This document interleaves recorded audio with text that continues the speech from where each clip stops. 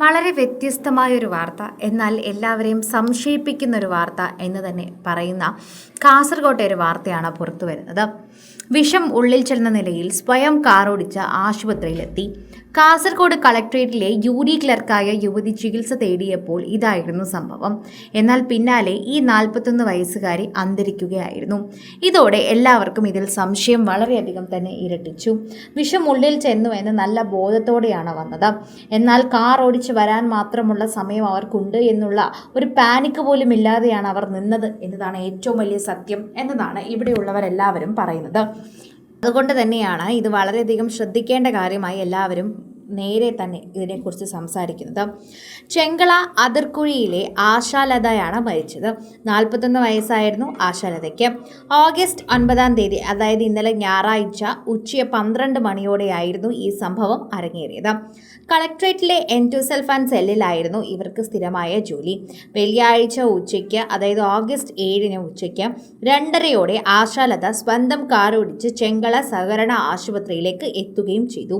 വിഷം ഉള്ളിൽ എന്നതായി ആശുപത്രി അധികൃതരെ അറിയിച്ചതിനെ തുടർന്ന് ഇവർക്ക് പ്രാഥമിക ചികിത്സയും നൽകി. തുടർന്ന് ചെങ്കള ആസ്റ്റർ മിംസിൽ പ്രവേശിപ്പിച്ചെങ്കിലും ആരോഗ്യനില അതീവ ഗുരുതരമായതിനെ തുടർന്ന് വൈകിട്ടത്തോടെ കോഴിക്കോട്ടെ സ്വകാര്യ ആശുപത്രിയിലേക്ക് മാറ്റുകയായിരുന്നു. ഇവിടെ ചികിത്സയിലിരിക്കെയാണ് മരണം സംഭവിച്ചത്. സംഭവം അറിഞ്ഞ് ആശുപത്രിയിലെത്തിയ വനിതാ പോലീസ് ഉൾപ്പെടെയുള്ളവർ ആശാലതയിൽ നിന്നും നേരത്തെ മൊഴി രേഖപ്പെടുത്തിയിരുന്നു. തന്നെ എല്ലാവരും ഒറ്റപ്പെടുത്തിയെന്ന തരത്തിലുള്ള വിഷമം ഇവർ പങ്കുവച്ചിരുന്നത് പുറത്തുവരുന്ന വിവരമുണ്ട്. ഇതിന്റെ കൃത്യമായ പശ്ചാത്തലവും കാരണങ്ങളും കാസർഗോഡ് പോലീസ് വിശദമായി അന്വേഷിച്ച് പരിശോധിച്ച് വരികയാണ്. സംഭവ ദിവസം ആശാലത വാട്സപ്പിൽ പങ്കുവച്ച അവസാന സ്റ്റേറ്റസും ബന്ധുക്കൾക്കും സുഹൃത്തുക്കൾക്കും ഇടയിൽ ചർച്ചയായി. നിനക്ക് ഞാൻ നൽകിയ അവസാന പരിഗണനയാണ് എൻ്റെ നിശബ്ദത എന്നതായിരുന്നു സ്റ്റേറ്റസ്. ഒരു പൂച്ചയുടെ ചിത്രം പശ്ചാത്തലമാക്കിയതുള്ളതായിരുന്നു ഈ സ്റ്റേറ്റസ്.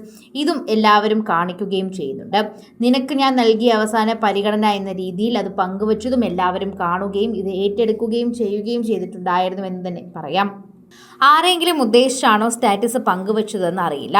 അതോ അന്നത്തെ മാനസികാവസ്ഥയുടെ സ്വാഭാവിക പ്രകടനമായിരുന്നു എന്നതടക്കമുള്ള കാര്യങ്ങൾ സമഗ്രമായ അന്വേഷണത്തിലൂടെയാണ് വ്യക്തമാക്കേണ്ടത്. ആശാലത ഏതെങ്കിലും ആത്മഹത്യക്കുറിപ്പ് എഴുതിയതായി നിലവിൽ പോലീസിന് വിവരം ലഭിച്ചിട്ടില്ല. വെള്ളിയാഴ്ച രാവിലെ നെല്ലിക്കട്ടയിലെ ജിമ്മിൽ വ്യായാമത്തിനായി ആശാലത എത്തിയതായിരുന്നു വിവരം. ഉന്നത വിദ്യാഭ്യാസം നേടിയ Ashalatha MA B.Ed ബിരുദധാരിയായിരുന്നു. അതിർക്കുഴിയിലെ KV Kumaran Sasikala ദമ്പതികളുടെ മകളാണ്.